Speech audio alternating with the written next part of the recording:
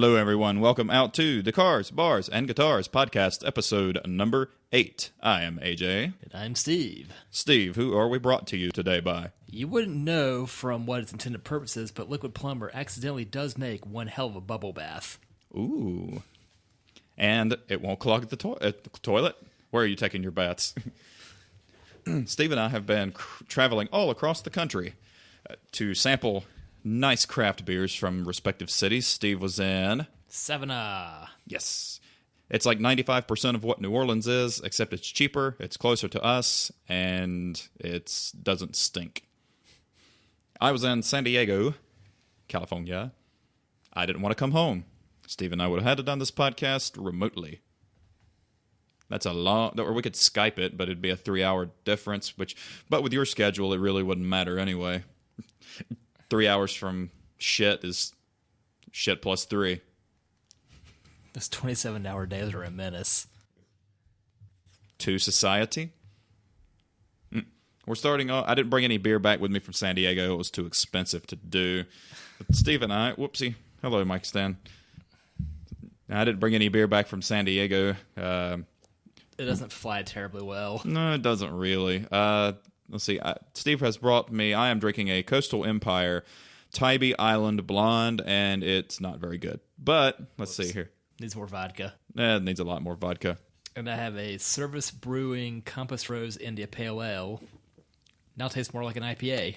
Yep, it's better than mine. The I'm not a big fan of blonde ales anyway. They're good outdoor 90-degree chilling out with your friends beers, not particularly sitting in a cold room with while it's 90 out and thunderstorming. Oh yeah, 'cause in typical Charlotte fashion, the devil's beating his wife outside right now, and I don't know why that's a saying. You do know that's a saying, right? No. Evidently, they call it when the sun is out and it's raining. They call that the devil's beating his wife today. I know that's a saying, and I know I read it somewhere on the internet. So then it had to be true? It has to be true. Let's look that up to see. Thanks, Mr. Lincoln. Oh shit! Rick Beato just uploaded what makes this song great. 9 Inch Nails. I can't wait to dissect that one. Okay, let's see what Google has to say about the devil beating his wife. That was the first one. All I put was devil and B, and it typed in the southern U.S., Utah, and as well as Hungary, a sun shower during a thunderstorm is said to show that the devil is beating his wife. Or more rarely, the devil is beating his wife with a walking stick because he is angry God created a beautiful day. The rain is said to be his wife's tears. And it's Wikipedia. You always say it. Well, if Wikipedia says it has to be true. Yes. Because I said so. What does it mean if it rains on your wedding day? It means there's a free ride when you already paid. Can it snow when the sun is out? These are people also ask. What is this, Yahoo Answers? It's MySpace Answers.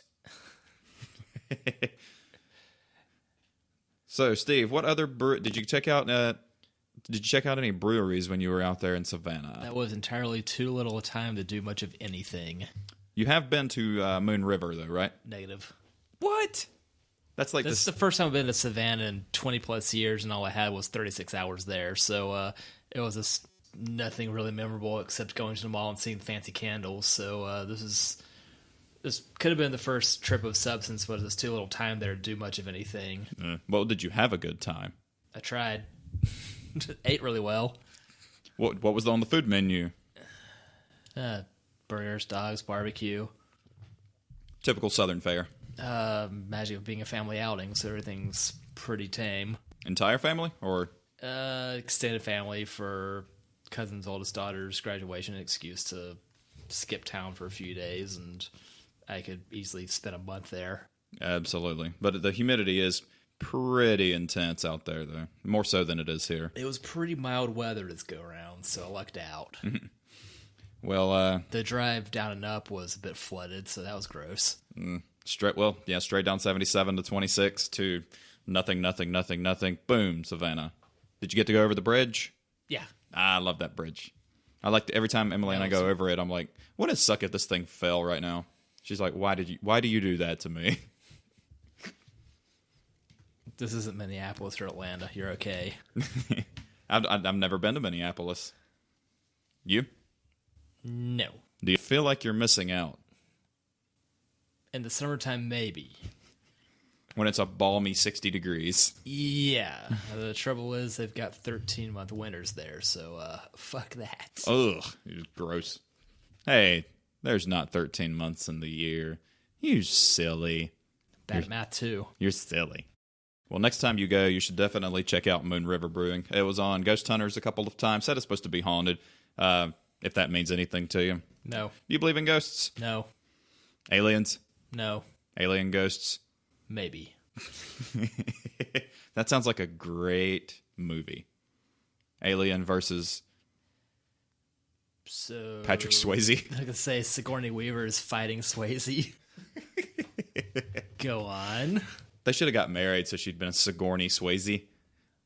That's got a nice ring to it. That had a really nice ring to it. But no, that we went to Moon River when we were down there, and I don't remember any other brewery off the top of my head, but we have the technology to look that up. While I'm looking that up, Emily and I went to San Diego for our 5th wedding anniversary. It got here very quickly, unlike the flight, which was delayed and then undelayed and then delayed again and undelayed and then delayed. Reba undelayed. Undelayed. Mama, uh-oh. So let's see here. Savannah, Georgia, which I need to go back. I'm trying to talk Emily into going on vacation again in August and twist her arm. She's totally game for it. I don't know where we want to go. We want to go somewhere driving distance. I don't think I want to fly across the country again, but unless somebody else is paying for it. And if you make your donation, I do accept PayPal. Savannah, we got Moon River. It's cool, but it's really touristy now, and there's like a wait on a Tuesday, so it's kind of Southbound Brewing, never heard of it. Service Brewing, never heard of it. Coastal Empire. Oh, that's right, you're drinking that. Coastal Empire is what I'm drinking. Okay. Two Tides Brewing Company. River Dog Brewing Company. Salt Marsh Brewing Company. All right, well, there's more than I remembered, and I've been 4 years, I think. And you were down there for 2.5 days? An insufficient lot of time. Went to the Tybee Lighthouse and made some dumb pictures there, so that was fun. One man's dumb is another man's brilliant. There's a Wilmington Island out there. I did not know that. You had to cross over Wilmington Island. That's actually where I bought these beers, was a grocery store on Wilmington Island. Gotcha. Let's see here. Sorry, there's no food dog there. So there's a restaurant on the way. It's like a Scuba Steve's. I wish it was a cat cafe, but outdoor. So you sit down and there's cats everywhere. They'll walk up to you. They don't ever try to get your food because we were assured that they eat very well, which they probably do by keeping that place clean of vermin and insects and spiders and the lot. But they'll just come right there while you're having a drink. They'll just come up and jump up on your lap and have a seat. Vinegaroons too. What's that? Vinegaroons too. Possibly vinegarettoons. In case you need to see a scarier spider, look up that. I need to look that up. Okay, I'm gonna look it up. Damn it! Like the Goliath bird eater. You've seen that one, haven't you? Yeah, it's on par. Vinegaroon, is it spelled like it sounds? Mm-hmm. No, I don't want Vimeo. Said YouTube awful funny. Vinegaroon Care. It was the second one. What the blue-blooded fuck is that fucking thing? A different arachnid. Wow. That looks like a cross between an ant, a spider, and a scorpion. That's creepy. I think that's what landed on my windshield at the botanical garden, so that's when I decided I need to leave. At least that it landed there and didn't crash into a gooey mess of nonsense on your windshield. Enjoy that beer. There's always next time. Steve is now on beer number 2. He's drinking the same thing I do, so we get to suffer together. Misery loves company. Mine says hello. Misery loves Three's company. It's been a long time since I had that apartment. So Emily and I hit up a bunch of different breweries in San Diego. We went to Half Door Brewing Company, which was awesome. It was right there near... Yay, Steve's got the sticker. Listen to the sticker, everybody. Listen to the sticker. That place was cool. It was right near the Padres Stadium. We didn't make it to Stone Brewing. The night we were going to go, they had a private party. Richmond's closer. Yeah, kind of. So we couldn't go there. We made it to Ballast Point, Mission Brewing, Pizza Port, which Steve's calls a mouth. Yes. And we went to Knotty, Knotty Brewing. That place was really cool. So we found out San Diego has 100 craft microbreweries in San Diego County proper. So that's an even better reason for me to live there, minus the fact that the house I live in would cost $600,000, is what they said. Thricefold. $600,000. So that's my 58-year plan. By the time I'm 90, I'll be able to retroactively buy the house, because by then there probably won't be a world. You might have to buy that house in Las Vegas, because Southern California will have sunk into the Pacific by then. Yeah, well, then L.A. and San Fran will be suburbs in the next couple thousand years or something like that. They're moving like 2 inches closer together every year. That's going to take a while.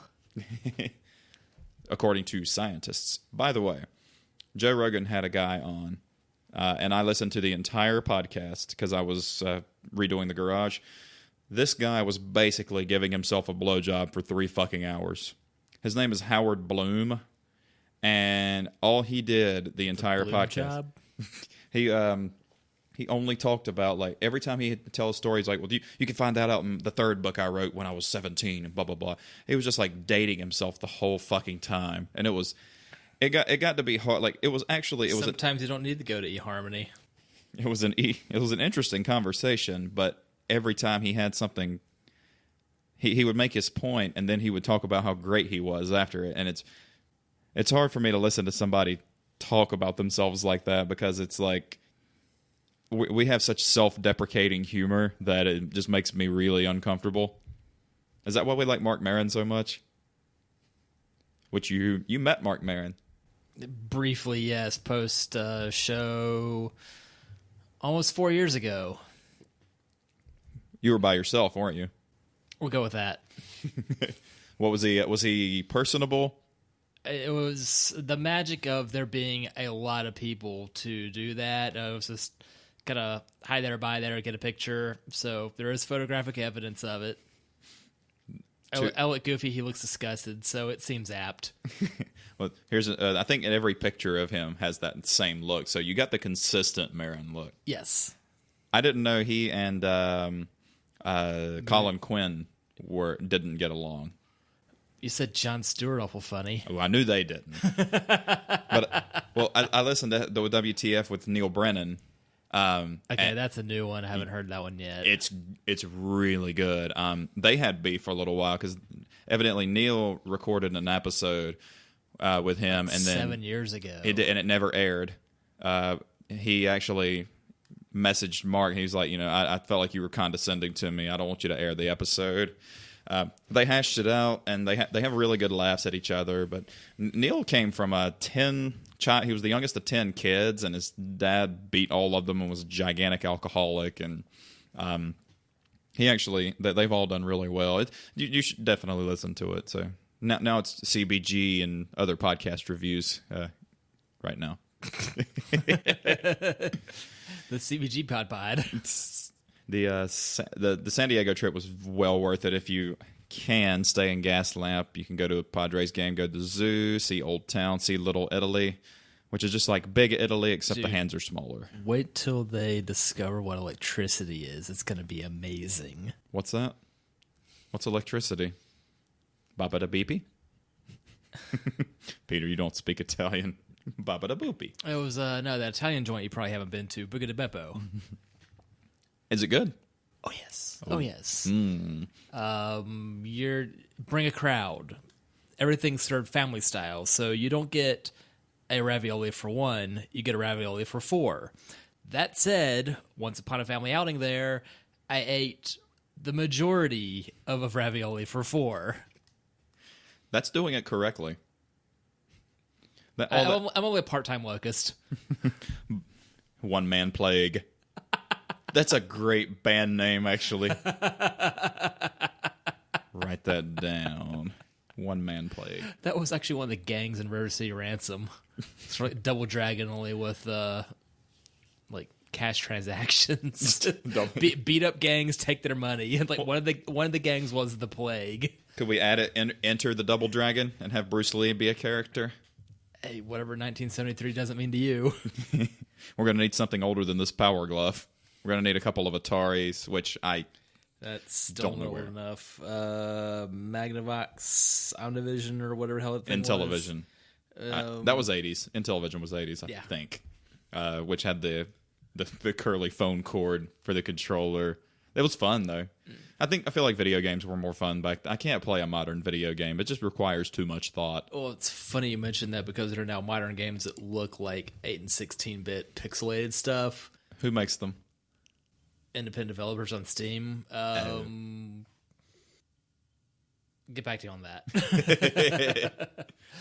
But that said, like the latest games I've picked up are basically rehashes of stuff that came out in the late 80s. And I never remember the thing we played in the mountains. The Raspberry Pi? Raspberry Pi. Is it PIE or is it PYE? As in a 3.14? Oh, it's okay. 1592654. That's as far as I can go with Pi. Whatever, Tom Selleck. Does he know it to like a ridiculous digit? I was going with Magnum PI. Magnum Pi. Chris Hardwick, however, made a song of it. He would make a Nerdist alert. What is Mr. Nerdist doing now? He ditched his own network, and now it's the ID10T podcast. The what? It's funny written down. Yeah, it's probably Leet Speak, isn't it? For those of you who don't know what that is, that's old school Reddit. Or the Chan, 4chan, Image Chan. Image Chan's still great. A little bit non-safe for work. As if this you're listening to is... Fuck it. Forget it. Lots of good beers out there in San Diego, too. Very IPA heavy, which our tour guide... I asked, I was like, is it because the climate is so mild that the IPAs are more prevalent because it's an easier drinker to be out and about? And he says, that's the first time anyone's ever asked that. And now that you mention it, it does kind of make sense. But that we did have some really good stouts out there. I will read the description of one of the beers I had. And I sent you the picture and I sent Toby the picture. And Toby put, I'm on my way. Let's see, it was their Buzzwords Super Dank Pale Ale from Half Door Brewing. This is a full-on assault of extreme dank resinous hop nectar from the gods. Doesn't exist. This beer starts with a vibrant full frontal overload of extreme hop aroma layered with an onslaught of even more extreme adjectives. This all-out riot of a dank pale has a mediocre hopping rating that may or may not include Simcoe, Citra, Galaxy, Amarillo, Chinook, and Mosaic hops. This shit is so lit it will leave you in the burn ward. If this beer had access to an aux cord, this house would burn down. Buzzwords would tell Kanye, nah, I'm gonna let you finish. But first... Alright, and then a bunch of hashtags, which I'm not gonna say hashtags. I'll say hash browns. But it was good. That one was really good. Tic-tac-toe what? They were out of a couple of them, but the other one I had, that was it. Okay, you would have liked this one too. It was the Wake Up Mr. West. It was a 6.5 coffee IPA with Batman? That's gonna be a little difficult now. Pineapple mango coffee IPA. It was awesome. Awesome. So what are you doing tomorrow? You want to make the flight? We'll call Sean Smith. And he'll come out here, pick us up, and then we'll go out there. He's got people in San Diego. He was there for a year and some change, I think.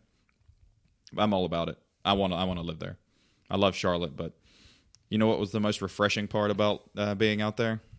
I didn't see any lifted bro trucks with certain second place flags all over it. Funny thing about gas being that much more expensive there. Yeah, that is true too. That's true. Even though we didn't have to take a car anywhere, but it was over $4 this time. That's okay though. I mean, that's a small price to pay to have perfect weather, I would think. Well, let's segue into, no pun intended, they had segues everywhere too. Gross. Yeah. Emily's like, you want to do a seg? I said, no. She got the word seg out, and I put, no. I don't want things thrown at me. If you're on a Segway, you're either a mall cop or a tourist. And either one of those, I don't want to draw attention to myself if I'm doing that. Have you ever ridden a Segway? No. Do you ever have a plan to? As crazy as I think I am, no. I want to do a one-wheel. Let's do a unisegway. You look confused. Are you trying to figure out the logistics, or are you just disgusted by my idea? I'm just kind of considering what the aftermath of that's going to be, like taking how bad a spill out of that thing. No, it's self-centering. Much like Howard Bloom. The sick ain't gonna duck itself. So let's do 1980s automobiles. Let's do that. Our favorites, our least favorites. A simpler time with no electronic nannies. None for you, Rosie. I was hoping you'd get it. Yes, the 1960s future. How much cooler it seemed then. Well, I think what Chris Anthony posted that it was 50 years ago. It was like, what do you think the life's going to be like in the year 2000? And then it shows people eating Tide Pods. Like, yep, that's people are eating detergent. We don't have flying cars. What a letdown. I don't want a flying car. Do you want a flying car? I do. I don't want anybody else to. That's the problem. It's the same way with motorcycles. You want one, and then you realize you have to share space with other people. And then you go, nah, I'm okay. So in the 80s, you could, let's see, I'm trying to think of all the manufacturers in the 80s you could get cars from, because Hyundai was not yet a popular model. Yet you could probably... It was... The ones that were out were popular because they were cheap. I think that and the Yugo were duking it out for a brand new car for $4,000. Mm-hmm. And not worth every penny. That said, which of those do you still see once in a while? That is true. A Yugo or a first-gen Excel? Or its stablemate, the Mitsubishi Precis. Yes. What a horrible fucking name that was. It's like, well, I don't believe it's precise. I don't believe it's precious. I do. When they painted them black, they were called the Precious.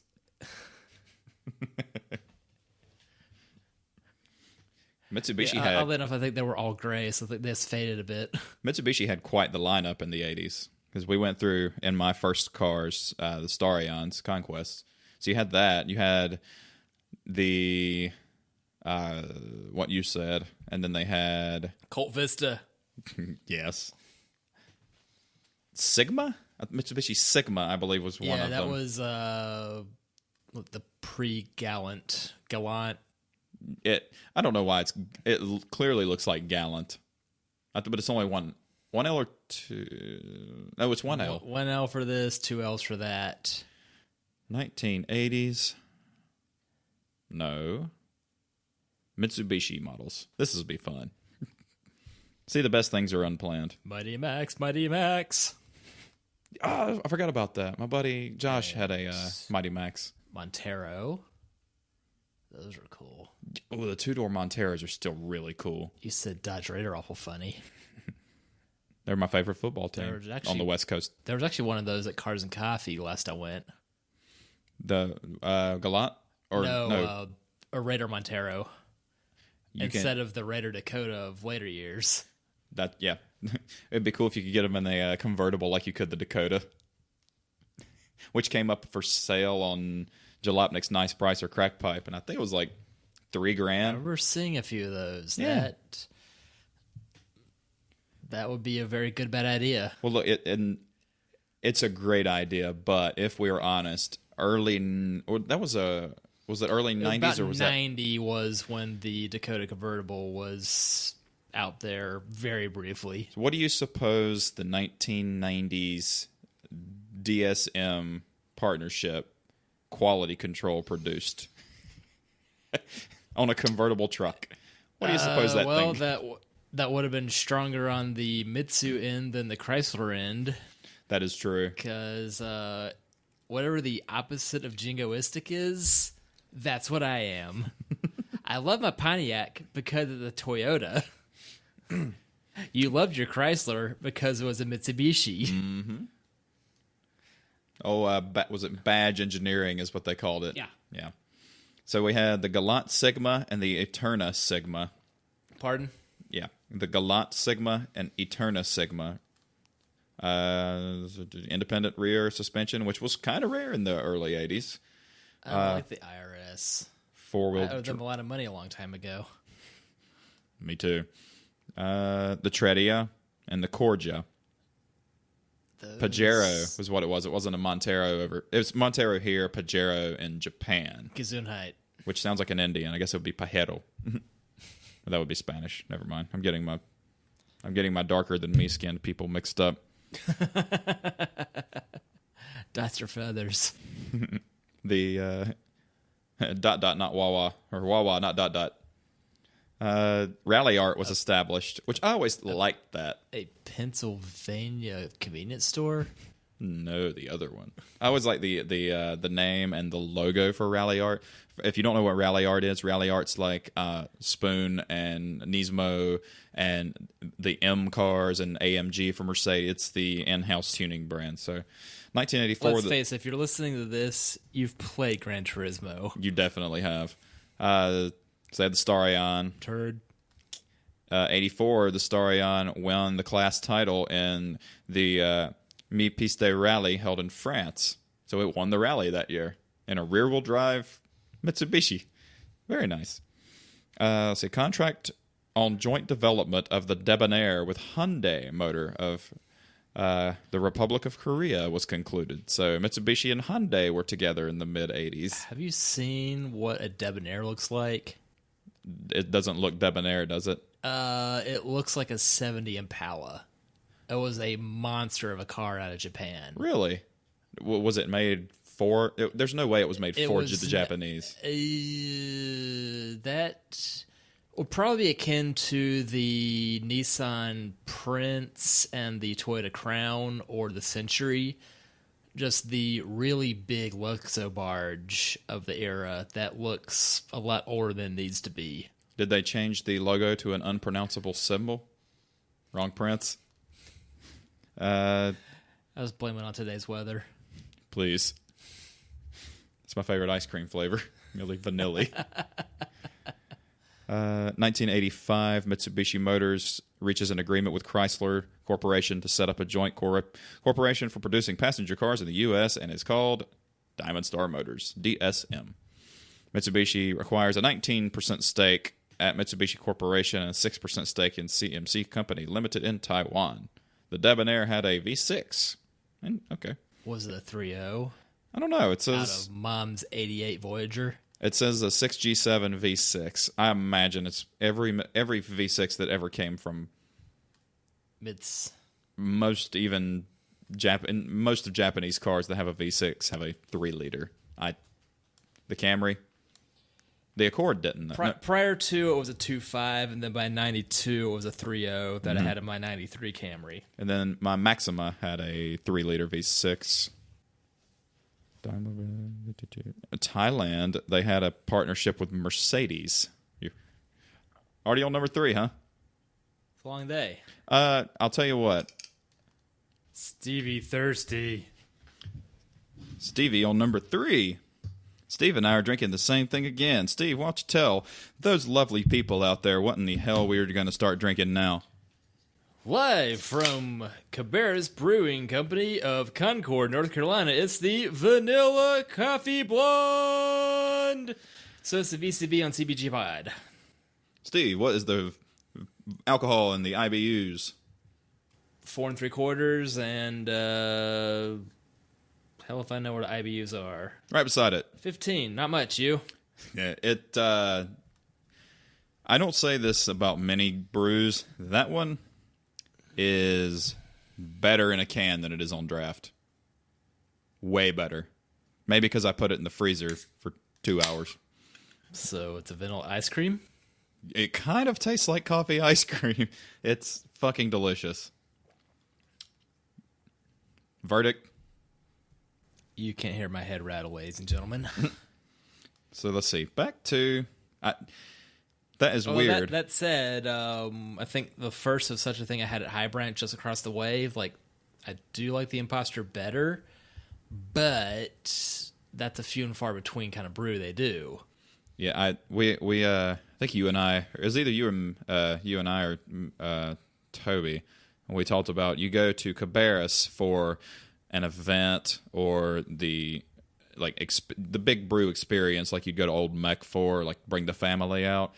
If you really love beer, you go to High Branch. TJ and Maureen, shout out to you guys. You guys brew some awesome beer. I don't think I've ever had a beer there I didn't like. I even tolerated the sour, and that should say something.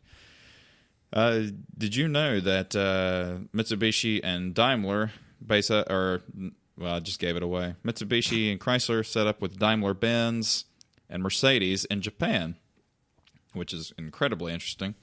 The Mirage 3-door hatchback, the Galant, with 4-wheel drive, which that was the VR4 Galant. That's a rare bird. Those are cool, though. That's only cool to people who know cars, because it looks like an Econo box. Much like in the early 90s, there was such a thing as a Turbo Legacy. Yes. And then there was an 8-year gap before the T-Rex came to these shores. Production line of the Eclipse at DSM starts in 1988, but it doesn't start until, I believe, 1990 was the first year of the Eclipse. 89, 90 sounds about right, because hell yeah, Plymouth Laser. That's the coolest name ever. I'm sorry, it just is. Eagle Talon. That's the second coolest name. Plymouth Talon. Eagle Laser. That sounds like an awesome mashup hybrid animal in the future. The Menica is launched. I've never heard of a Mitsubishi Menica. It's like Monica, except with an I. And not a cigar. Monocle? Thanks, Mr. Peanut. I think it was a bumper sticker or something. It says, nothing is more capitalist than a peanut in a top hat selling you other versions of himself to eat. The Menica has launched a 3G81 dual cam 5-valve engine, full-time SWD. Is that side wheel drive? Single wheel drive? Wait, you need at least one of your wheels to move, man. What the spare. Hell? It's the spare. Staggered wheel drive, so you've got your left front, right rear. Yes. All right. That sure would work a lot better than the one-wheel drive Blazer back in the day. The staggered wheels drive it, but the other two steer it. Coming soon from Tyco, the most confused RC car ever. It's for autistic kids. If you build it and it works, you fucked up. That's just puzzling. Do you remember Puzz 3Ds? In name only. Wow, I had two. They are infuriating. They do not stay together. They just crumble into pieces. You weren't using enough super glue. I didn't use glue at all. I was just raw dogging it the whole time. Well, that was the 80s for Mitsubishi. Let's start with the Menica. Now I have to know what that looks like. So, are you curious on what that looks like? Sure. Me too. Let's see. I'm going to guess tiny. I'm going to say sedan. With no prior knowledge of this. So Ford can kill it? You were right. I'm going to... Because it was a Maxica, and then Nissan would have sued.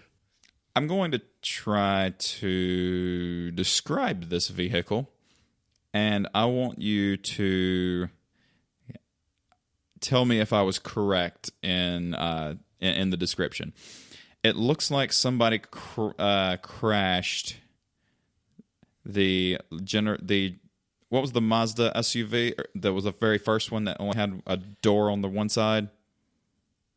The had three doors. Oh, you mean the van? Yeah. The MPV. It looks like somebody... Oddly enough, I had two neighbors growing up named Susie. They both had first-gen MPVs. Could you get that in a stick? I don't believe so. Probably for the better. But you could get it with all-wheel drive. No way. Yeah. That's got to be one of the first minivans with all-wheel drive. Yeah, I think that was either concurrent or it beat the... I guess technically second-gen Chrysler vans to all-wheel drive in 1991. Somebody has crashed an MPV into the back of a Geo Metro. There you go. Is that an accurate description? I gotta go to the hardware store because you nailed it. Well, 80s Mitsubishi had some pretty cool cars. You remember what I know you remember what the Starion looked like since I drove one around for 10 years. It was the Mirage 3-door. We know what that looks like. I'm going to pull up a Pajero. I love those things. Okay, that's the new one. I don't love those. Those don't look very good. How new? Very. That's not even a thing here now, is it? That one. Yeah. That is so cool. Check out our live feed. Oh, wait, we don't have one. Ha-ha, jerks. That is cool. It's a square-bodied... Round headlighted. It's square... I hate that. Like some of on Club XJ, some of the guys will put the Wrangler headlights on the front of their Cherokee, and it looks horrible. It doesn't look cool like that. For some reason, the styling just doesn't work. It doesn't work at all. It really doesn't work at all. Somewhere around in Greensboro, there was an E28 or E30 BMW. So I don't remember, like 80s 3 or 5 series with square headlights. I don't know why. I don't know how. Or just don't know why that was a thing. Sometime in the I could legally drive era. How do you decipher the alphanumeric thing? Is that just the chassis code, or does it mean anything? Okay, it doesn't mean anything. Roughly whenever the car was made corresponds with that, and E number, F number designates body style and whichever series it is of it being a 357, whatever have you. Gotcha. And after they left the 30s, forget it. I don't know what the newer ones are. I really don't care. I didn't know if it was... The only BMW I really consider would be the 1-2 punch series. Which DeMuro and Jeremy Clarkson both said the 1M was one of their favorite cars ever built. But it's out of every other car put together, so they didn't have a specific plan for it. They just kind of threw everything together, and it's brilliant. So there's a top tip from the CBGPod, guys. If you want something brilliant to happen, just throw it together. It will probably be okay. It's worked for Steve. That's how and why the Pagnota's pushing 235K. Love it. Try to catch me. Give another 4 years. That, and if somebody steals mine, I would laugh. I'd be heartbroken, but I would laugh. Of all the unlikely things that could happen, that's kind of likely, given that the XJ's got a cult following. It does, but it's 2-wheel drive. They were like, let's break it. It's a Jeep, and they get into it, and they see it's 2-wheel drive and a stick. A, I can't off-road it, and 2, I can't drive it. Fuck it. We'll leave it alone. My mechanic Russ briefly had an automatic 4-wheel drive 2000 XJ. That was probably the quickest car that he ever sold. They go quickly. If they're in good shape, the 4-wheel drive ones that are unmolested go very quickly. Sorry, Jared from Subway. Ouch. On a scale of Jared from Subway to Casey Anthony, how much do you love children? Kansas City. Is that your favorite barbecue sauce also? Yes. Completely unrelated. So we Those are some good Lay's potato chips, man. bet you can't eat just one. I was reading a cookbook on French cuisine. Thanks, Mr. Bourdain. Anthony is of French descent, isn't he? Apparently, he could have been Antoine Michel if he were, not from points north. Is that, he is. You say New York? Because Bourdain, Yeah, he's very New York. Like that's of particular French origin, but yes, Yeah. So Mitsubishi had some cool shit in the 80s. Most of the American cars in the 80s were not very good. That was post-gas crisis. That was what they nowadays call the late malaise era. But yeah, it was rough. Understatement. Where the 4-cylinder Starion turbo outran the Corvette in the quarter mile. And roll the clock back a little earlier, whenever. The 83 GTI outran the Camaro of the era. The Z20, with a 305 in it. Yes, yeah. Horrible. Absolutely horrible. Just the magic of this car doesn't weigh anything and it's got 100 horses. Mm-hmm. Versus, something with a 305 that's been emissions choked. Let's see here. I'm going through the coolest cars of the 80s. No, God, why? Why a slideshow? I almost don't even want to continue, but it is Car and Driver, so I will continue. The Integra. I hate click-throughs. It's click-through. It's not like loading a new page, which is kind of like being waterboarded. Let's show me the whole damn article. Integra 86 came out. Pretty mundane looking for its time, but it's still cool. I'd say mostly because pop-ups. Yeah, the mid 90s. I think the JDM clips held up better. Test the time, like modernization. Yeah, it looked a little better. The quad projector lamps in the 94s through the end of the run looked weird, but I liked those all the while. I had neighbors that had a series of Integras, and somewhere along the way almost had one or two, and looking back, should have bought that 92 GSR in teal. That's a pretty color on that car, though. That instead wound up getting the Monster Camry. They were so comfortable too. A buddy of mine, rest in peace, Jonathan Beatty. He had a very quick. He had a GS. Do they have a Ford? No. So not that shitty road in Charlotte. Oh, definitely not. Jonathan died. I'll get to his death here shortly. He had a really cool GS, and I think GS Integra was right. It was right before GSR, right? There's LS and GS. I think the GS was a nicer LS. one, and then the GSR had the entry VTEC, and then the Type R was the unobtainium one. He had the LS with a GSR swap and 100 shot of nitrous. That thing would absolutely fly. He really, really, really good guy. He died building the new Wells Fargo building with that looks like the handle on top. He died building that one.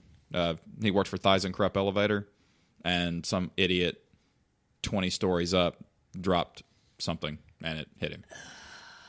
Rest in peace, buddy. He was really good guy, really nice car guy. This drink's for you, buddy. Rest in peace, Jonathan. Let's see here. Grand National. I see a picture of that. The AMG Hammer. Have you ever seen Black Air? No. There's a Grand National documentary. Interesting. The Grand National is coming up late. This is the AMG Hammer, which I didn't even know that was the name of it. That was one of the earliest AMG cars. It's pretty. It's very pretty. 6.3. That one didn't have a 6.3, did it? Okay, 5.5. That one had a yanked out of the fine straight 5.5 liter V8 from the S class. Swapping the single overhead cam heads for a pair of twin cam units, gaining 60 horsepower for $355. And back in '86, that's quite a bit. And it hit 178 miles per hour in 1986 too, in a saloon car. Sits it down awful funny. Here's a car people go crazy over, and I don't like it. Mostly I think sedans are dumb. Not that one. Not that one. 83 wagon. 83 Audi Quattro. I don't like them. The coupe hatchback thing. Yeah, the couchback. That's something different.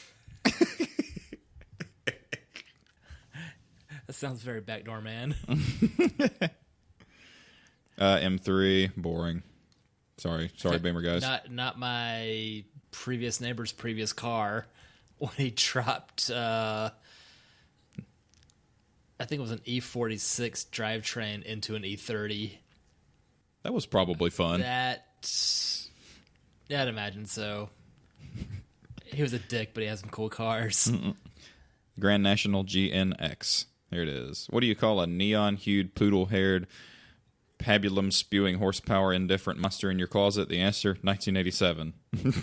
Wrestling pants aside, there were bright spots for that year. The Simpsons first poked their faces into the living rooms of the nation on the Tracy Ullman Show. Taco Bell began its 49-cent Taco Sunday promotion. Bring that back. And Buick dropped the GNX on an otherwise unsuspecting public. Supercharged V6. Wow, okay, the GNX only had 547 units built. That's why you don't see many GNXs. Faster Grand National, yeah. Mm-hmm. Using the old Henry Ford Model T color scheme. You can have any color you want. So long as it's black. Well, if you were a member of the Rolling Stones, then half the job was done. Boom. Car and driver extracted. Why does cars have red doors?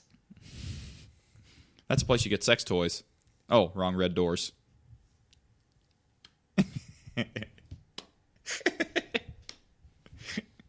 I like the fact that it picked up even the little claps, which is the only kind of clap you'd want. Never mind. This is actually incredible because the 3.8 liter V6 and the GNX rocketed it in, by the way, in the mid 80s, 4.7 second 0 to 60 time, which is very quick. Yeah, let me try my watch. Oh yeah, it's still quick now. It's still quick now. It's very quick now. When you look at, you know what? It's just quick. Just take our fucking word for it. All right. God, stop being a blowhard. Get one. Just get the license plate. QUIK BUIK. I disagree with. It'll still hold up better than RWDI AUDI. I still like it, and I know you do. That's why I keep telling every Audi owner that comes by through valet. You get rowdy Audi, man. I think I would get NOTINNY. It's not an Audi. It's not an any. I fucked it up, Steve. I can't spell. This vanilla coffee blonde tastes like we're gonna have the other two. Yeah. I disagree with this next one. A mid '80s IROC Camaro. I disagree with that. I never liked them ever. Because the Fox Body Mustang, if you got the LX 50, the clean one, dude. Yeah, that's actually not a bad looking car. But the IROC is. It's the ultimate mullet mobile. Like the ultimate, like you'd have to have a Neff son to drive that. Right, how it's Firebird cousin because pop-ups. Well, yeah, okay. They bring pop-ups back. Make pop-ups great again. DeLorean. We already went through the DeLorean before. LS swap DeLorean. That'd be fun. Dodge Omni GLH, which stood for... Goes like hell! This is... Okay, you try to scroll and the page goes over. The Dodge Omni was not a cool car. A far cry from Mopar's Hemi-powered behemoths that ruled a decade before its 1978 debut. But... reading that, had a 175 horsepower 2.2-liter turbocharged four-cylinder, ready to smoke hot hatch virgins. Toy boat. Sometimes those hatches really are hot. Versions of the VW GTI. Yep, I don't remember the last time I saw a Dodge Omni in GLH, GLHS, regular. Yeah, I had a couple of neighbors growing up that had a pair of Horizons. Mm-hmm. Same diff, but obviously not in turbo spec. So it's just the weird little cars from weird little people, and I want to steal their corgis. The GLHS was the Shelby version, evidently. So let's see if that had any more power. I don't think it did. Nope. I don't know what. Hey, Shelby probably put. Okay, there's the Ferrari F40. So that goes without saying. But I believe that probably is my favorite supercar ever made. Is that going to get a strong consideration from you two? You can't hear my head rattle. Love it or hate it, that was the first ever episode of Fast and Loud I saw while dog sitting. So that was the first. Like, stumbling upon this while looking after my friend's Shih Tzu. Silliest dog breed ever. Mm-hmm. That this is on the TV. Like, what's going on here? Oh. And you sold it for how little money after doing all that to it? So a totaled Ferrari F40 went for $990,000. Yeah.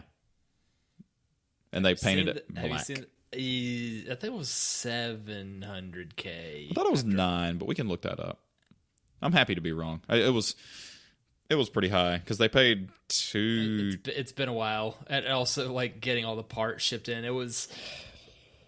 I don't know what Schadenfreude is in Italian, but that's what goes into that episode. It's Schadenfreude, but you hold your hand like this when you do it. Schadenfreudismo.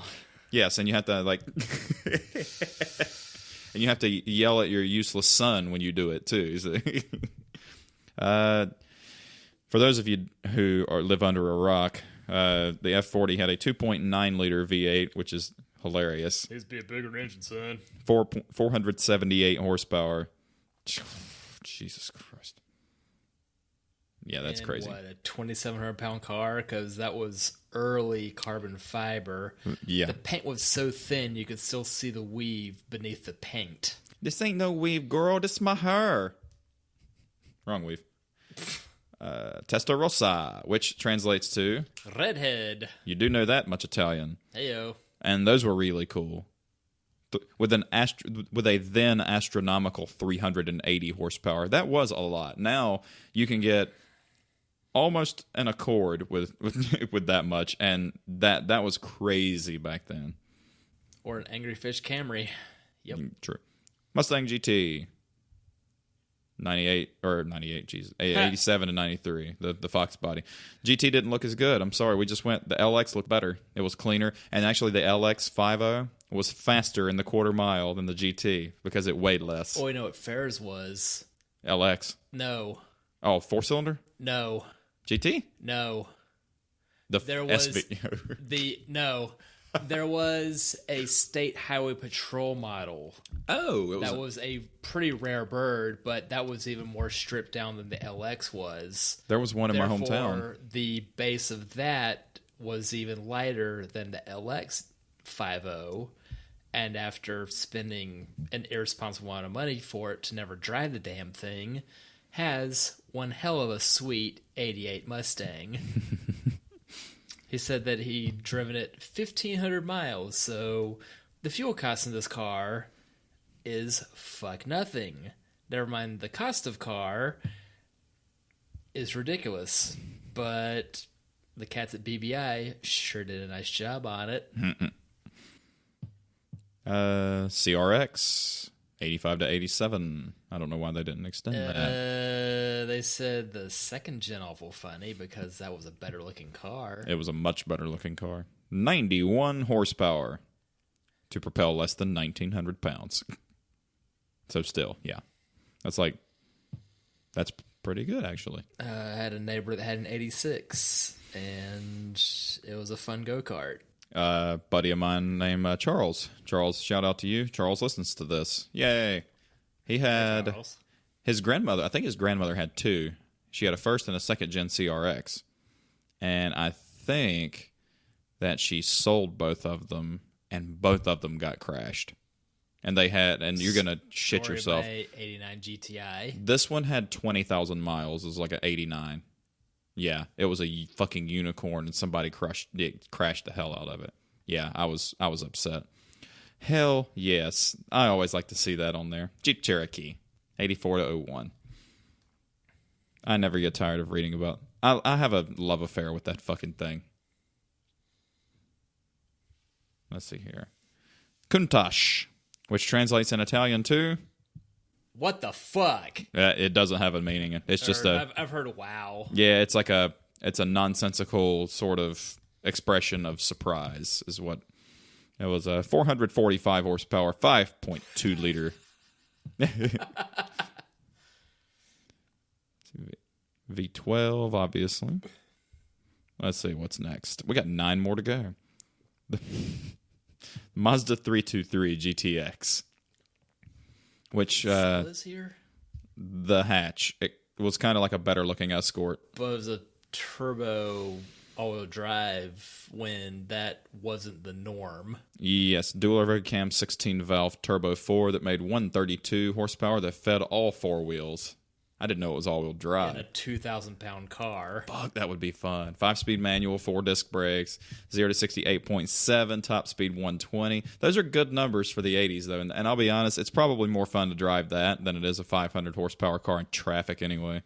Slow car fast, dude. Yep. RX-7, 87. I don't like that generation, actually. At least you get a convertible in it. You could. Can't get an FD convertible.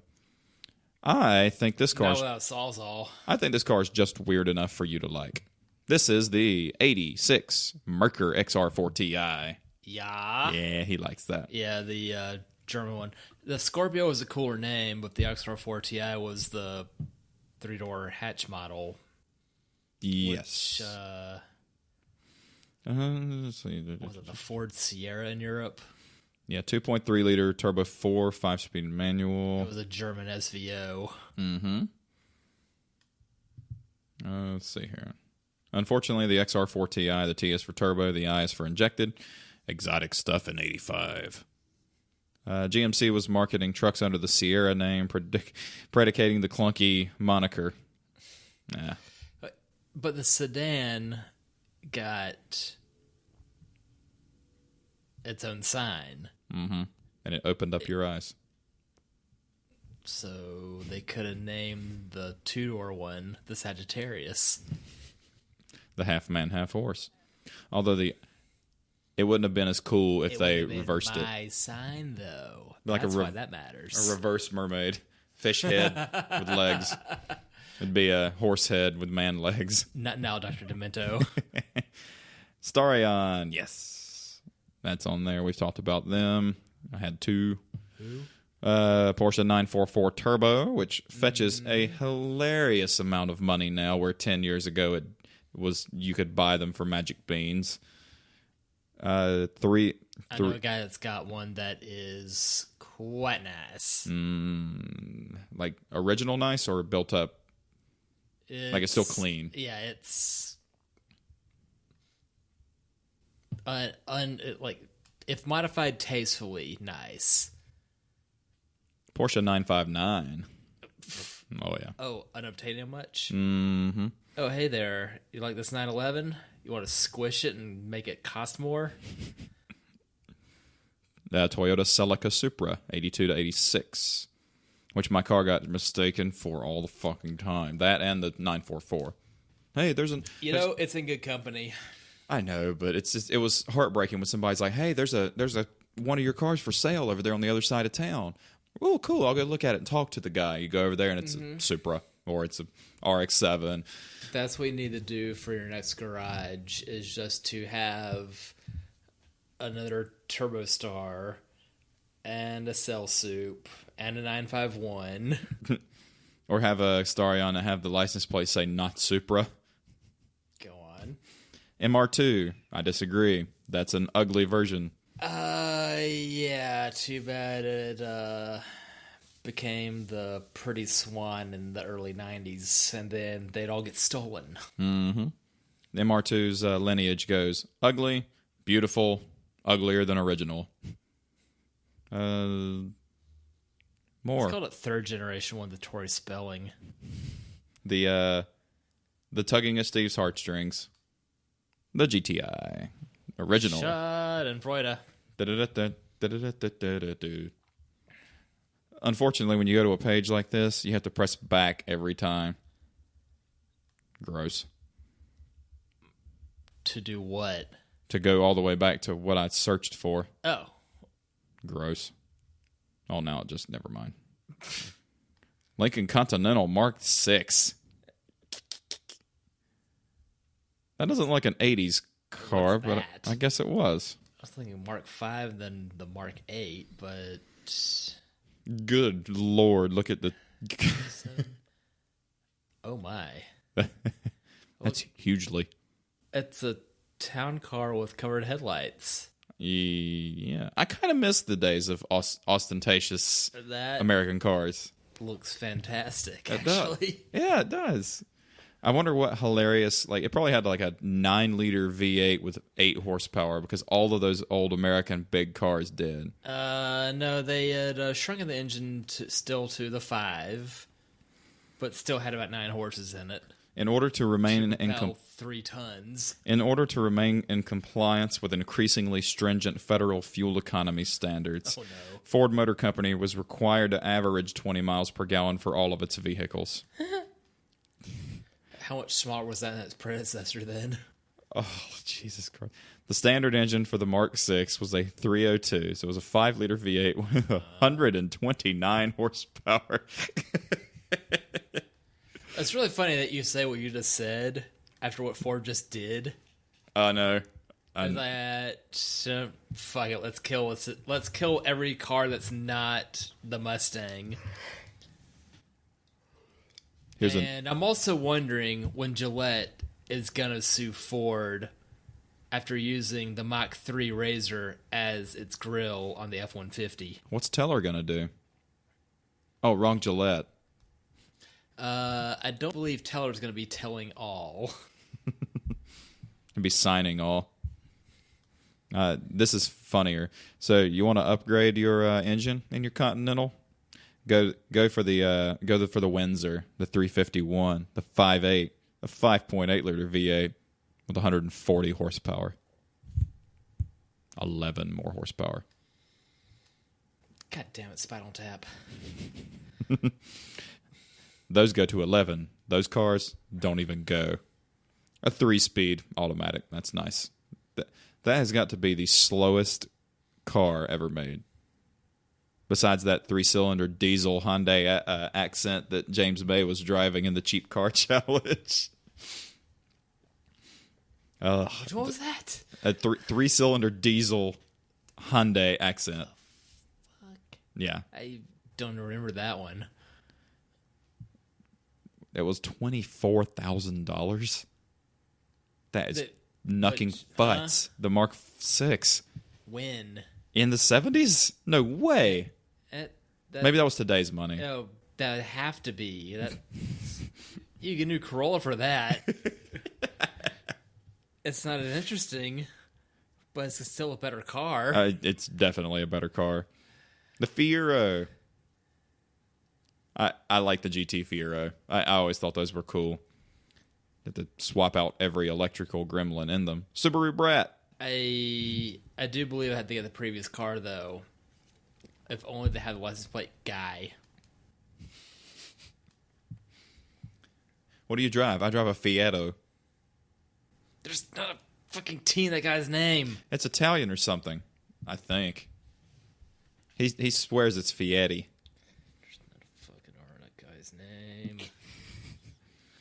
retro 80s cars. There's your Then he's going to take you to Flavit Town. Flavor Flav town. No, clock.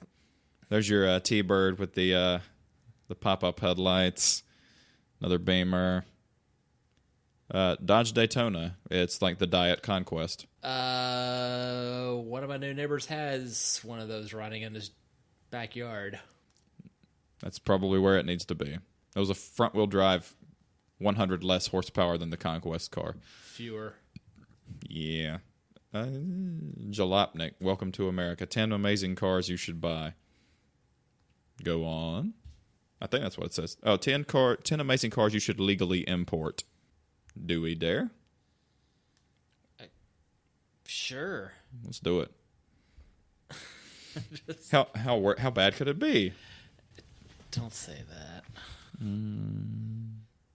That looks like a Cosworth. Yep, Ford Sierra RS Cosworth. And we just... Oh, that was the Mercer, basically, wasn't it? That sounds about right. Yeah. I see it. Yeah, that's the Mercer. That's totally it. Except the rear window... It had a actual rear window instead of the funky rear... The mini blinds. Yeah. The louvers. Side louvers. I'm not louvering it. I had louvers on my Conquest for a little while. You know what they did? Rattled. So I put the fancy brackets on there, and they rattled less. And then I sold them for twice what I paid for them. An Alfa Romeo Montreal. That's pretty. You remember that, don't you? Nobody remembers that. I'm aware of what it is. I did see one of those at Cars and Cappuccino. Farrah had access to one and adored it. Where's the Cars and Cappuccino around here? Is it Northside? They moved. That used to be at the Foxcroft Caribou Coffee, and then they moved to somewhere else, and then suddenly my Sunday mornings were no longer free to make it to those. Sunday morning? It's a very sleep-in kind of time. Sunday. It's a Cars and Coffee, but it's all European cars. But you put on a funny shirt, you chase shit around with the camera, nobody cares. No. Just stop, stay a while, enjoy yourself. Trying to drool on the guy's $40,000 M6. A Volkswagen SP2. That's a Brazilian car. Yep. Which is cooler than any 70s Volkswagen you've ever seen. It is. Oddly enough, it looks like the previous Alpha. It really does. It does. Ford Falcon XD Ute. Why it deserves residency. An Aussie? Because hoon is an Australian word, after all. When muscle cars did the Dinosaur Act in America, traits of the species were preserved and quarantined down under. You know what? I don't love it, but I don't hate it. It's the modern day ranchero. Yep. Which makes me want tacos. Ranchero sauce. I really want tacos. You don't even like ranch. No. Nissan C110 Skyline GTR. Gesundheit. That was the original GTR. Oh. Pretty. And it has the coolest feature ever fitted to cars. An ejector seat? That's an option. The fender mirrors. I love those so much. I'm going to do it on the Jeep. Do you know what the story was on those? So you could see more behind you? Or beside you, too? You could see what is behind you without having to take your eyes off the road in front of you.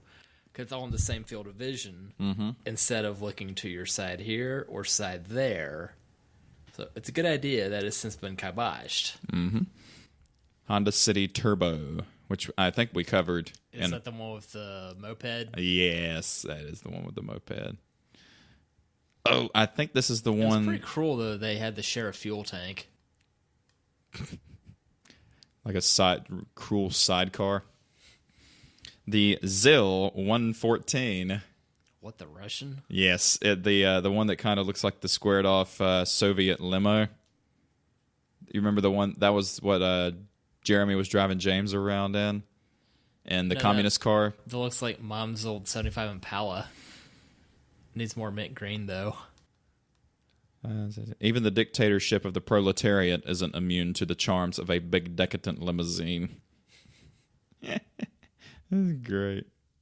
BMW E30 Touring, and the wagon. That's cool. And I don't like BMWs. That's really nice. Rear-wheel drive.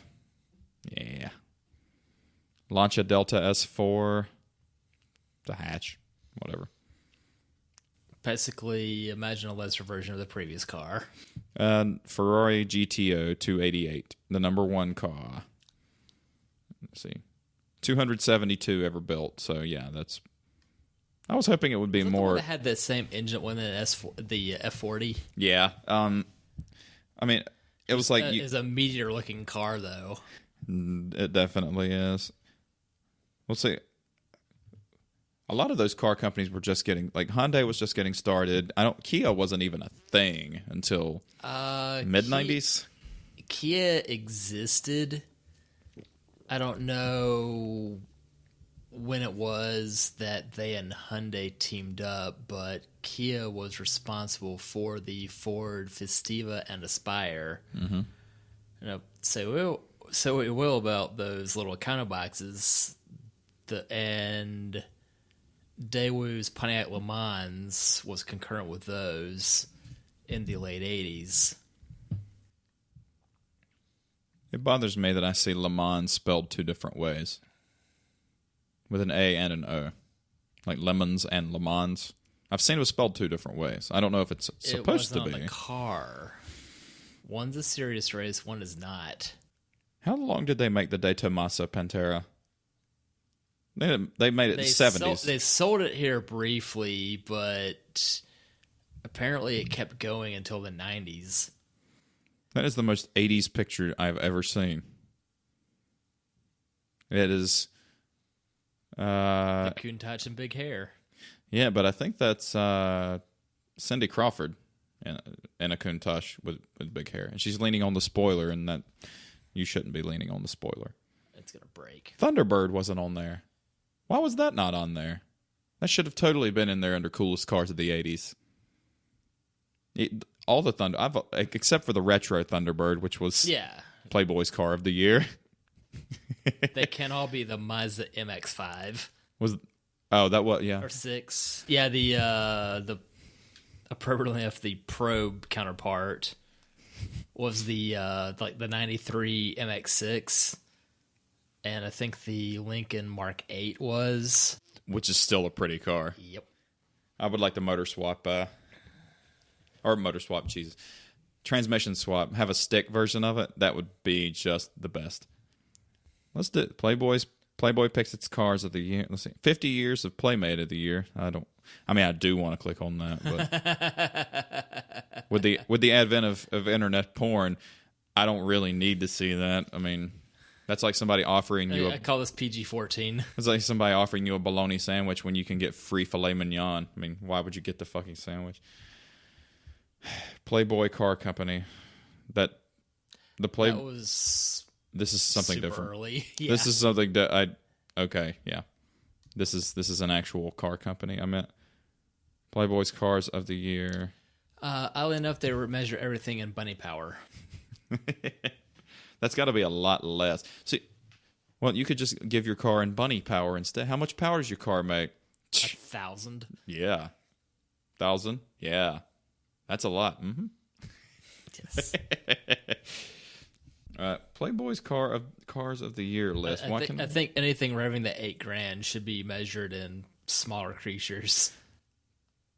Playmate of the Year cars. Is it the same thing? It's on Jalopnik, so it's... It is. They had a Playmate and a Car of the Year, so they're giving both. So I'm not going to give the girl's name. Yeah, only because it goes back to the 60s, and we're not going to know any of these girls' names. Donna Michelle. Don't trust somebody with 2 first names. Or 3. Sean. Did she come with a Camaro? 65, Sunbeam Tiger. 64 was Mustang. Naturally. Yes. 66, Dodge Charger. This is fun. 67, Barracuda Fastback. In pink? Oh, yeah, they did paint all the cars pink for the fucking photo shoot. Flat red. I'm trying to think of a fun way to do this other than just reading them out. Give you, like, the country it came from. And you try to guess what the car company is. So this is 68. What is it? Country. I thought you were going to tell me the country, and I guess the brand. Oh yeah, let's do. Yeah, I meant to do that. All right, yeah, so let's do that instead. USA. Cougar. No, but kind of on the right track. It's a defunct company now. Made an engine for a long time though that goes in. Went in a couple of cars till 06. An AMC Javelin? AMX. This is going to take a long time if we do it like this. Yeah. We did it once and we're already done with it. Yeah, I was like, we in fact do not have all night. No, we don't. Eleanor was 1969. Mustang. Yep, Shelby GT 500. 70, Mercury Capri. That's a rare. You don't see many of those. There were a couple in my home county. I saw like an 86 Mercury Capri, and probably doesn't look too much different. it was like the Ford Capri, like the Europeans were going nuts over. Mm-hmm. You know what? I'm not even going to read this one. I'm just going to let you read it. That's infuriating. The boat. It's a boat. car boat. No, it's just a boat. It's a ski boat. Moving on. 72, a pink Pantera. I don't hate it. I don't love it, but I don't hate it either. Gee, Christ. Real? Okay, that's a departure. 1973's Car of the Year, posing with Marilyn Cole, who was quite the eye candy, who looks like Winnie Cooper from the Wonder Years with a tit job. 1973 Volvo 1800 ES sports wagon. Oh, those are cool. Yep. Did I get the description right, too? I'm like Winnie Cooper. Who was the blonde? Did you ever watch Wonder Years? It's been a long time. Becky. It was Becky Slater was her name. Because it was Winnie Cooper and Becky Slater was the blonde who he would chase after for a little while before he went back to Winnie. Winnie was gorgeous. She still is. Goddamn Volvo. 74 Mercedes 450 SL. Which was the coupe. I like those. DeMuro said he hated them. What does he know? I shake my fist at you. Never mind, that was not a shaking of fist. 75 Porsche 911S. I would show you a picture, but it looks like every other Volkswagen Beetle ever built. 76 was BMW 530i. A 77 Dodge Midnight Charger. Oh, how the mighty had fallen. That's horrible.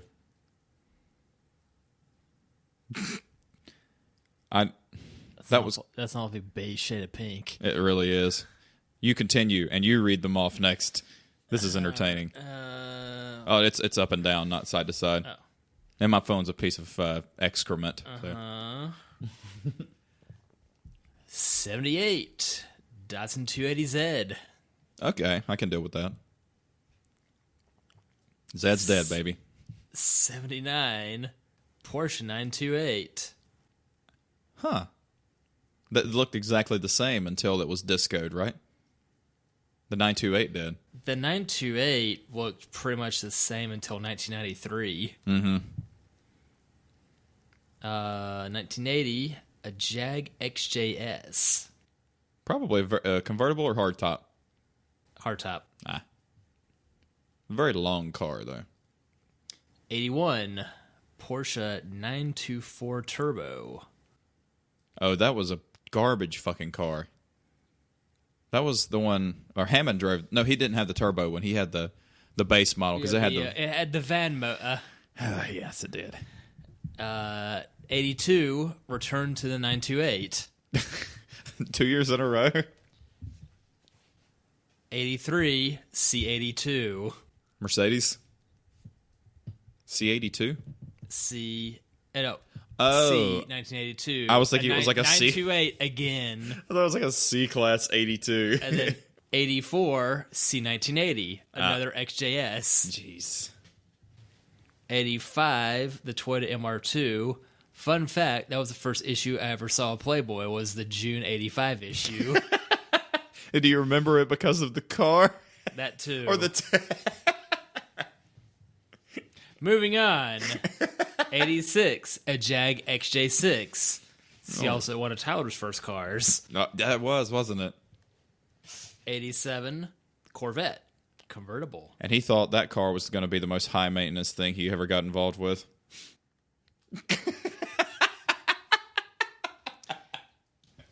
1988, the California Countach Roadster.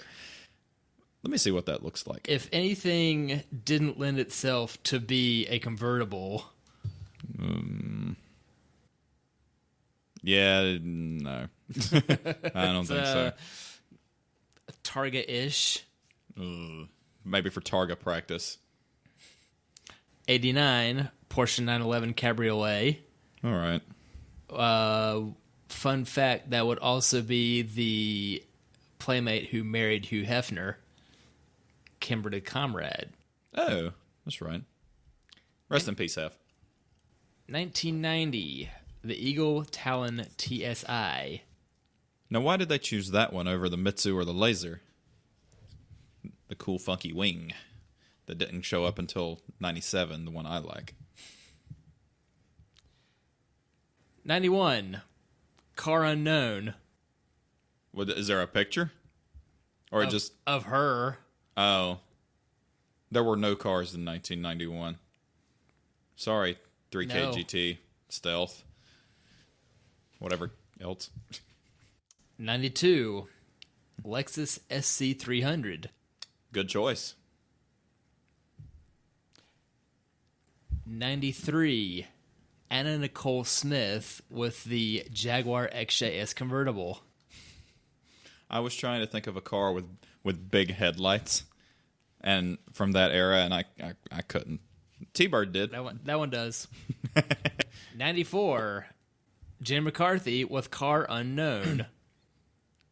And now Here's a picture of her with a Ford Mustang. But did the Mustang have all of its vaccinations? No, it had to be put down. Aw. 95, All horsely. Eagle Talon TSI again. Yes. 96, Jeep Wrangler. Funny because that would be a 97 Jeep Wrangler picture because there was no 96 Wrangler. There wasn't? No. It It went from square 95 square to to 97, round. much like Corvette went from 82 to 84. American manufacturers are weird. Among other things, yes. 97, paging your inner basketball, Victoria Silvstedt with a Porsche Boxster. It's hard to believe that car is 21 years old now. 98, Shelby Series 1. Pick a car of the year that nobody bought. I had a model car of it. I wonder if that counts for one of the sales. Might as well. Remind me to tell you a funny story about a low production car, a Panaz Esperante. I know a guy who used to work for Panaz, so I will tell. How charmed was that with their little 4-leaf clover? I'll tell you that in a little bit. 99, Shelby CSX 4000 Series Cobra, or Cobra Replicar.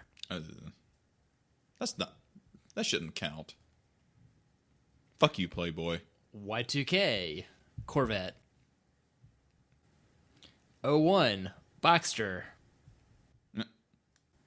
02, 1950 Chevy pickup truck.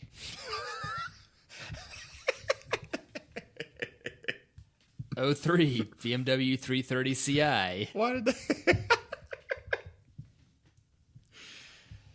04, Mazda RX-8. It's getting worse. 05 Chevy Corvette Coupe.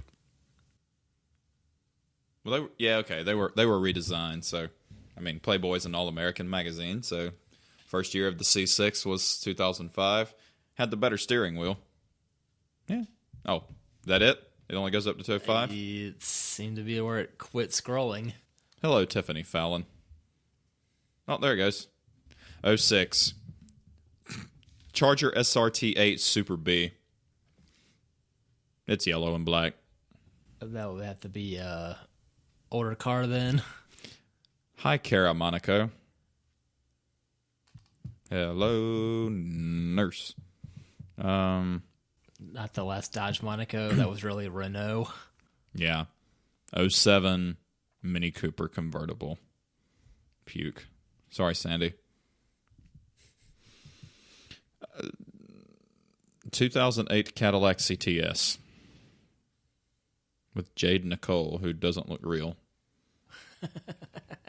Look at this. That doesn't look like a real human being.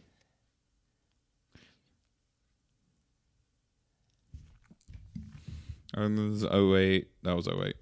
2009 Mazda 6. Okay, It says it's an oddly pedestrian choice for the car of the year. Let's get her a Miata. But yeah, that'll work. That's off camera. Y'all don't know. And the car of the year in 2010 is a motorcycle.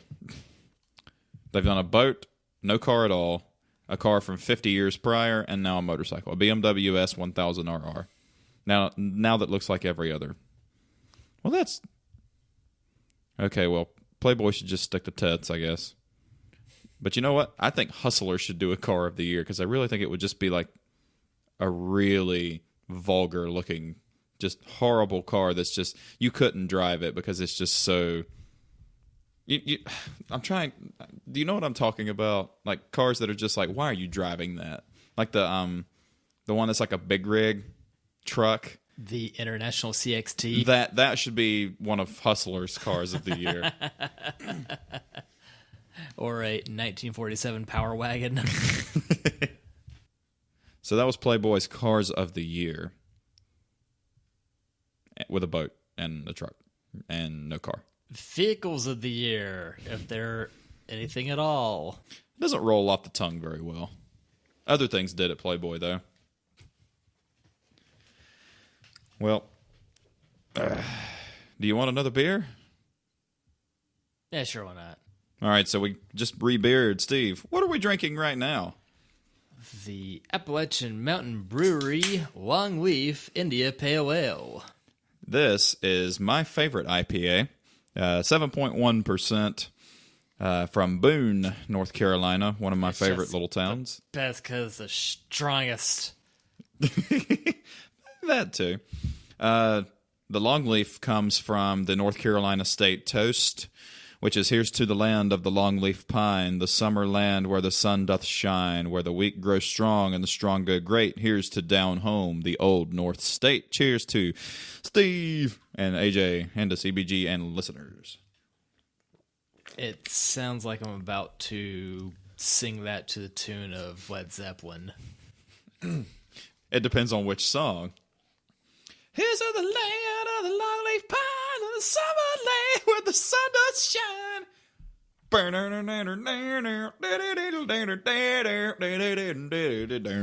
to the land of longleaf pine and the summer land where the sun does shine. Where the weak are strong and the strong grow great. Here's to down home, the old North State. Here's to the land of the longleaf pine. I was trying to do Stairway to Heaven. I think Immigrant Song was where I was going with that. I know. Oh, my fucking... No. Longleaf pine! This is taking a turn for the weird. Wow, so we've done an IPA. Like this was really fun until the last few minutes of it. You guys really came derailed. That's what we do. Everybody who's listened to it and given us feedback says it starts out slow, and then by the end, it just becomes nonsense. And I was like, that's great. Here we are! We've done a vanilla coffee blonde, an IPA, a blonde, a regular IPA, and now a longleaf IPA. And if some is good, more is better.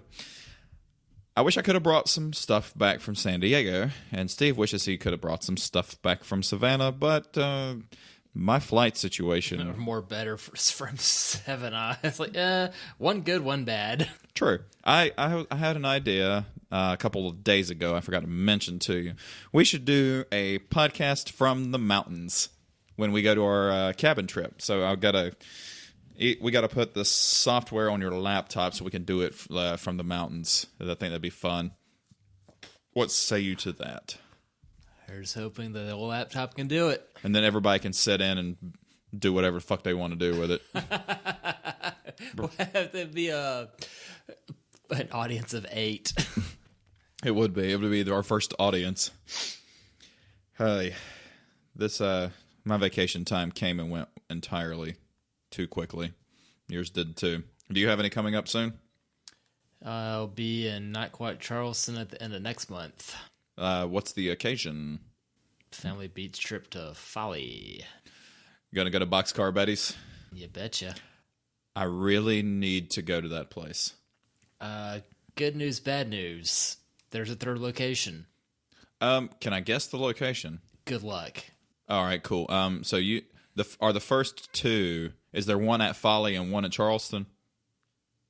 Now you're not far off. Or I want to guess the third one. So okay, the current ones are South Charleston and Somerville.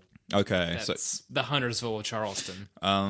So they're doing a third location. Is it in South Carolina? No.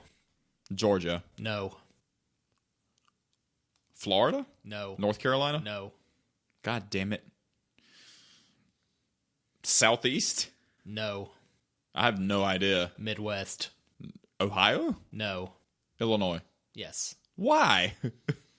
Somebody in Chicago wanted a box bets in Chicago. Oh. So while their food truck kicked the bucket, the spirit lives on in the windy fucking city. Okay. I guess I thought our favorite McBride's brother was gonna do it, but he's like franchising it out. I think so. I'm not really sure the ins and outs because last I saw him discussing expansion ventures. Anyway, like I saw him more recently, but about a year ago, he had mentioned Maryland was in the running for next option, but this is different. Very. Yeah. But I've never been to Chicago. Boxcar Betty's is mostly... Send you, but I can't take you. the Chicago is known for pizza and... Mobsters? And shootings. And Obama. Chirac. I miss that guy. The Boxcar Betty's is known for burgers... Or Southern cuisine. What are they known for? Fried chicken sandwiches. Oh, that sounds good. It's seriously a very limited menu, but everything's done well. That said, I've yet to try their portobello mushroom. Ugh. More for me. I was like, well, that's their vegetarian option. I was like, well, but me as a vegetarian doesn't want just a mushroom. Like, have you seen their menu? You have sweet potato fries, fried chicken on a bun, portobello mushroom on a bun, or you can have chicken strips. That's about it. It's real good. There are a few options that you can get on your sandwich, but it's a pretty limited menu. What they do is really, really well done. So, no, there's something to be said for a limited menu, though, to me, because a lot of times when I go to a restaurant, I don't want to look at a 16-page menu. Like, you want somewhere between Five Guys and Jack in the Box. You don't want to go, I want a gravy biscuit, an egg roll, and French toast. Like, you say that I'm not I could high wind up right getting now. everything at Jitba and get a burger with half of everything at Five Guys. This is going to be a happy heart attack. An unhappy wallet, but a very happy cardiologist wallet afterward. Well, we're thinking about going to Boston next year, so it'd be cardiologist. Either that or Maine. I want to do something. We're going to go somewhere different every year for anniversary. I was thinking either Northwest or Northeast, somewhere cold. Portland or Portland? Yeah. Do a Portland to Portland cannonball run. That would be fun. Maybe not as fun. Maybe not as fast as the regular cannonball run. Just the sightseeing cannonball run. That'd be fun. I would like to do. Where is Martha's Vineyard? Is that Massachusetts or? I want to say Cape Cod, but I'm not 100% on that. But it is off the coast of Mass. Okay. Because I thought about taking my music money and doing a little more traveling with it, just because one of Emily's extended family cousins, Mr. Stanley, rest in peace. He was her dad's cousin, so I don't do family names. He was her dad's cousin, so it was her cousin too, maybe second cousin. I don't know. He said you can either Sounds about right. you can either spend your life having things or doing things, and I'm almost to the point now where I'd rather be doing things. After seeing San Diego and getting to travel, it was quite a bit of fun. And quite a bit of not as much money as you would think it would be. Especially considering, I mean, put you a couple of dollars aside for, every day. And boom, you end up with a couple of G to go traveling with in the next year. So live it up, man. Save enough money to live on, but use your money and go do stuff, man. You're going to die anyway. What? Well, I plan to live forever. So far, so good. You had the right idea. I'm going to keep drinking after this podcast because I had a really weird day. And you did too. But you have a weird day every day. Kirkman and I were talking about that. He said, does Steve seem a little more loopy since he started his third shift thing? I said, more loopy? Longest 2 years ever. I mean, it's all a simulation, man. There's a glitch in the Matrix. As long as it wasn't the Matrix 2 with the Oracle. Did that not make your brain itch? I still don't know what was going on. What say you? As much as I wanted that movie to have sequels, it didn't need those sequels. The third one wasn't bad. The second one was not a good segue to number 3. Not to me. Not to Steve either. He's shaking his head. You can't. He does this a lot. I have to explain to him what you're doing. I did get to borrow a line from George Carlin the other day, though. Nick at work, he goes, "Hey man, what time is it?" And he pointed to his wrist. I was like, "You don't have to pantomime what time is. I know what that is." I said, next time I go to the bathroom, I'm not going to point to my ass and go, "Hey, man, where's the bathroom?" He got a giggle out of it. He also thought I created it, so I didn't want to. He's like, "That's really funny. Thank you." I didn't investigate that any further. And you don't need to insource it. If you tell whoever is amused by this thing where you found it out. No. If they ask, I will tell the truth, but blissful ignorance is the best kind of ignorance. And as much as fun as I have saying, take it easy. If it's easy, take it twice. That's just from College Humor a long time ago. Another OG internet. The kids don't know what we're talking about. There was a time it was all text instead of silly videos. True. Do you remember when Rotten.com was a thing? I think it's still up there.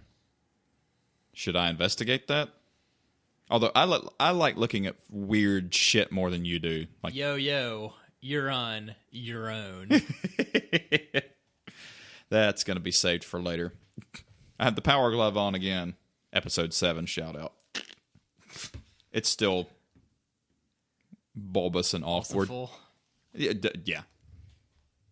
I did tell Brian about he said, why do you have one of those? I said, why not? Why don't you have one of those? And he said, touche. Well, we're also the original owners of this bitch, too. It's too bad they're not worth, like, hundreds of thousands of dollars. Yeah, that said, I did inquire at Save Point Video Games in the University area a couple years ago when they had one. It was $70. Yeah. I don't wish to burn that kind of money for that kind of gimmick. Much like I don't own a 3DO. As much as I adored that system back in the day, it didn't age well. Like, just because you can put videos into your video games does not make a good video game. Especially when all the best stuff on it was ported points elsewhere onto PC and PlayStation. And some of it even runs on the tiny Raspberry Pi computer. The same thing we played Dr. Mario on. You should have brought that over. We could have had a death match live. We wouldn't have had a podcast. Yeah, we would have been cussing at each other. It doesn't lend itself well to audio podcasts. It's going to be, you motherfucker, repeat that a bunch. It's just going to be a bunch of evilness spread forth. Like, hell, since Kay and I moved in together, we haven't played it yet. Because that was always our go-to. Just go get lit on wine and other substances and then go play that until we pass out. That's not a bad existence. Yeah, it's nice. I'm glad. Our schedules are opposites. Like, I work 10 to 6. She works 10 to 6.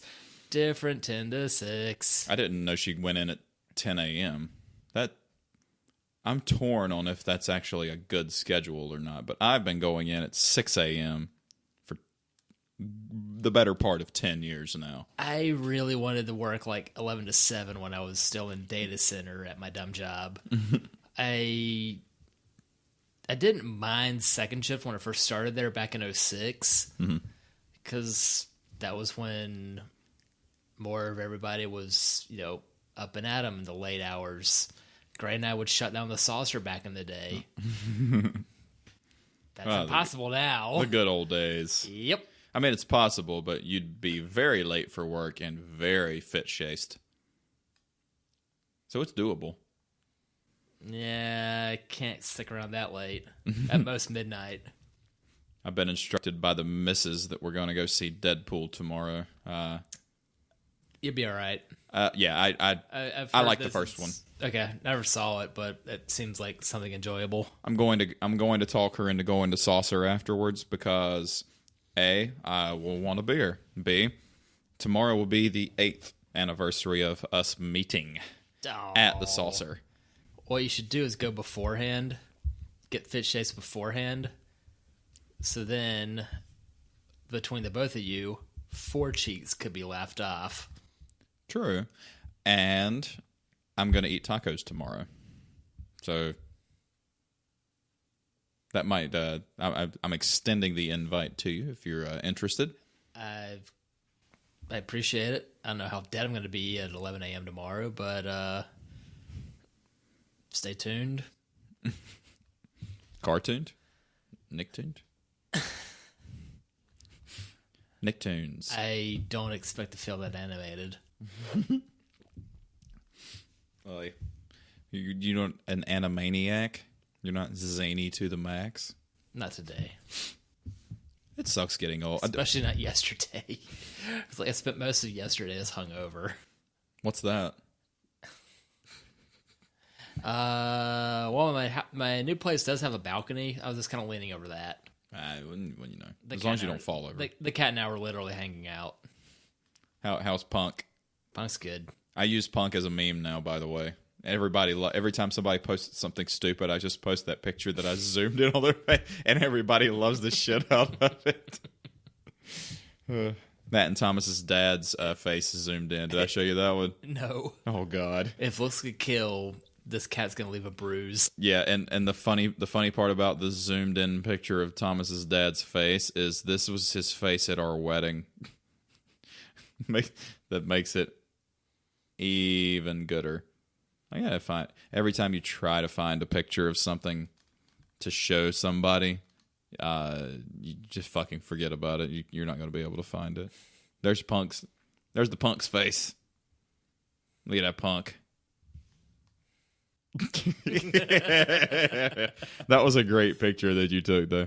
Steve has the knack for taking really awesome pictures.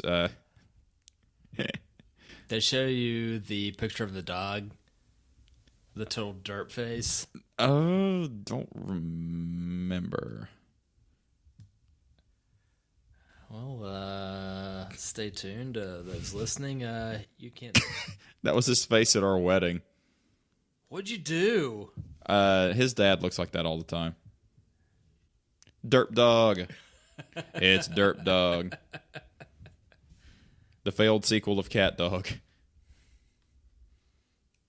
Instead of Whose dog is that? her nephew's. That's a cute dog. Well, guys, I think we're gonna be wrapping this podcast up here pretty shortly. Thank you all for the continued support. Very shortly, we will be on Spotify and all of the places you get your podcasts from, so that you can better take them on Zune.com. Zune. Yeah, no, Zune and MySpace and GeoCities. Ooh, All the happening hotspots for the crazy kids. Message us on ICQ and AIM. Is ICQ still around? Internet chat query? I don't know. I haven't used that since high school. So the answer to that question is probably no. For a good time, do not call 559-3611. At least I think that's what my number had been. Well, once again, thank you guys so much for tuning in. It will be downloadable on all your the places you get podcasts very shortly. I have the means to do that, and I haven't done it yet, but I will be. Kirkman said it's easier to download it and listen to it later than it is to, I don't know, watch a blank screen on YouTube. Easier on the battery, easier on your data connection if you can download it. Oh, hey, by the way. Very true. So we'll be doing that very shortly, and that's it. We've drank a lot of beer and talked about a lot of cars and no music today, but every podcast can't be the same. I don't think it can be. That was us talking about... We're already talking about Led Zeppelin, so your bit of music is check out Greta Van Fleet. Oh? Is it a good substitute? They sound very Led Zeppelin-y. Cool deal. Well, on that note, I've been AJ. And I am still Steve. And I think we're done. Toodles. Later.